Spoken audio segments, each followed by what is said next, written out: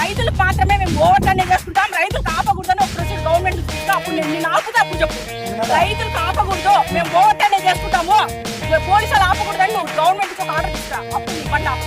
నన్ను ఎందుకు ఆపినావు? నా డ్యూటీకి అబ్జెక్ట్ చేసి నేను ఆపుతాను. ఓవర్లనే అడిగే హక్కు నాకుండదు. ఓవర్లనే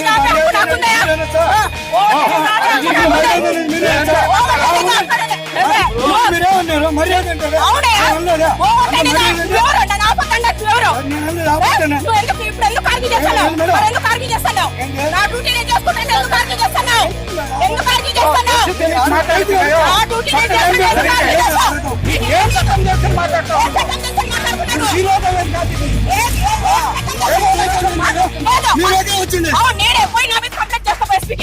ఆమె ఆపుతానని కంప్లైంట్ చేసుకో. నేను నా ఉద్యోగం చేస్తాను. పోయి కంప్లైంట్ చేసుకో. నాకు అడిగే హక్కు ఉంది. అవునండి ఆపకూడదు. ముందర మొన్న ట్రాక్టర్ వేసింది, మాకు ప్రాబ్లం ఉంది. మాకు ఎస్పీ కాదు, మీరందరూ నేను ఒకటే మాట్లాడాను. మీరేమన్నా అనుకుంటే మీరు ఎస్పీ దగ్గర అడగండి, నేను కాదంటే ఓవర్టనే చెప్పు ఉండకూడదు. మాకు పుల్లూరు క్రాస్ ట్రాక్టర్ వేసింది, మాకు ప్రాబ్లం ఉంది. చూడండి నేను చెప్పేది చూడండి చెప్తాను. ఇప్పుడు అంటే ఓవర్టనే చేసుకొని ఇంకో మనిషి చంపేస్తానంటే కాదు కదా. ఇప్పుడు దానికి నైట్ ఉందా, దానికి రేడియం స్టిక్కర్ ఉందా చెప్పండి. వెనక 2 వీలర్ వచ్చామని మనకు తగ్గిస్తుందా? మీరే చెప్పండి. మీ కొడుకులే మీ పిల్లలే వస్తారు, వాడి కళ్ళు కనిపించి కొట్టి చచ్చిపోతాడు. ఓకేనా? మీరు ఒప్పుకుంటారండి? మా కోసం మేము చేయడం లేదు, మేము హ్యాపీగా వెళ్తాం, మేము వెహికల్స్ వెళ్ళిపోతాం, మేము కేర్ తీసుకుంటాం, మేము చేసుకుంటాం. మరి ఇప్పుడు వద్దు, మీరు వెనక్కి తిరిగి ఆ ట్రాక్టర్ కొంచెం చీకటి అయితే మీకు కనిపిస్తుందా చెప్పండి.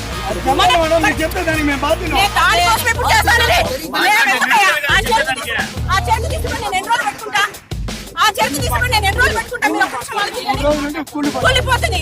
ఏం మాకు సెన్స్ లేదా? ఆ చెరుకు తీసుకుని 3 రోజులు పెట్టుకుంటా. నేను